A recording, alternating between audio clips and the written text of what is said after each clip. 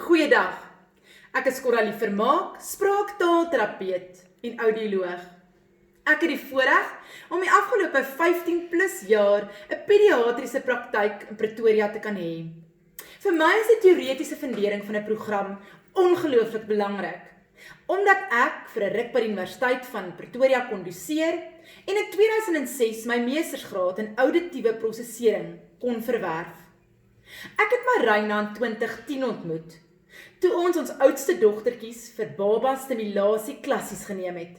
In 2013 het ek my jonger dogtertjie na haar franchise toe geneem vir baba stimulasie klassies. Iets wat vir my soos 'n paal bo water uitstaan, is Marina se ongelooflike passie vir 'n kind. Ook dan haar innoverende manier waarop sy probleme oplos en haar ongelooflike kreatiwiteit en vreugde waarmee sy elke lesie aanbied. Soos julle weet, is daar baie stimulasiepakkette en klassies en boeke op die mark. Maar ek glo regtig dat dit wat briljante breintjies onderskei van enige stimulasiepakket, die ongelooflike teoretiese fundering en navorsing wat in die program ingegaan het en dan gekombineer word met die praktiese toepassing van die program. Ek het die voorreg om briljante breintjies te kon beleef op 2 vlakke. Op 'n professionele vlak, maar dan ook as 'n mamma. Ek het die hoogste lof vir Marina, want sy is meer as goed genoeg gekwalifiseer om die program te kan opstel.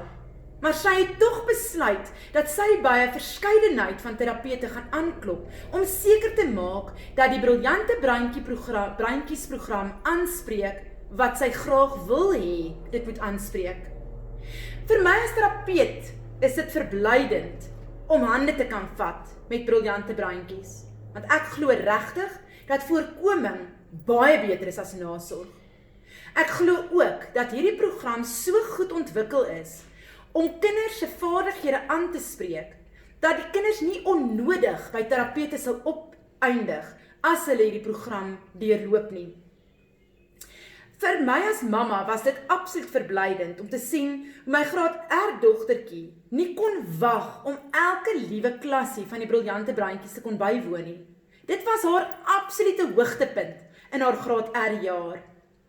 Dit was vir my duidelik dat Marina die kuns vervolmaak het om kinders al spelende te leer en uitvalle aan te spreek sonder dat die kinders enigstens agterkom dat dit aangespreek word. Ek kan werklik briljante breintjies onomwonde aanbeveel.